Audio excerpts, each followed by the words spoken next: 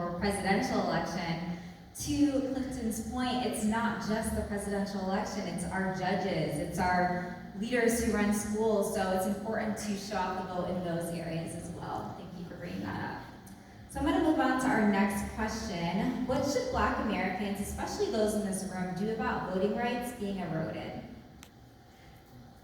Yeah, sure. I think we've got to work hard. So the reality is the 1965 Voting Rights Act has really been gutted. So when you look at Section 2, Section 5, pre-clearance, post-clearance, those things are essential. They're being eroded, right? And so what we've got to do, we've got to fight hard to make sure that we're getting judges that represent us. We've got to fight hard to make sure the courts are turned around. And I know some of you may not want to hear it, but part of it means that some of us have to run for elections. There are so many times we talk about, well, those people don't represent us. Well, like Obama said, don't boo, vote, get involved. You gotta go down to City Hall and get your name on the ballot. I've learned more and more that people who don't look like us, don't come from where we come from, are not concerned about our issues. And when we fully understand that, that means we understand about our right to vote. And they're not just taking away the right to vote in a sense that you can't vote, but they're essentially making it clear that there's no reason for us to vote. So you got people who got the right to vote, who say, hey, I don't even know if I should be voting.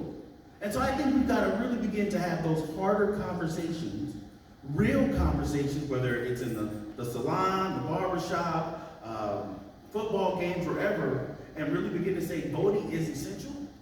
And I think in many ways, and I don't want to go too old school, we got to remember, people died for this right, right?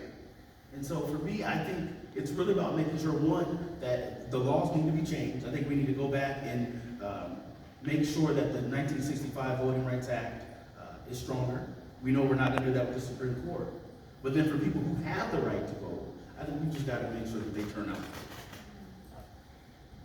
I agree with everything you just said, and I think a big part of what we're facing is, if our vote did not mean something, they would not be fighting so hard to take it away.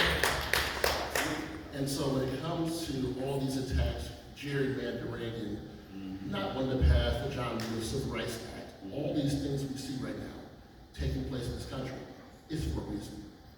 People know that if we as Black people come together and actually vote in higher percentages, my hometown of Cleveland, normally we're doing good to get 30% of the voting percentage. 30% national.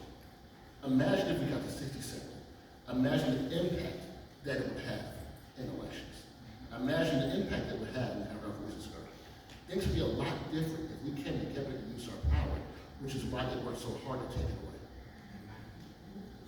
I don't have more to add to that. Thank you. So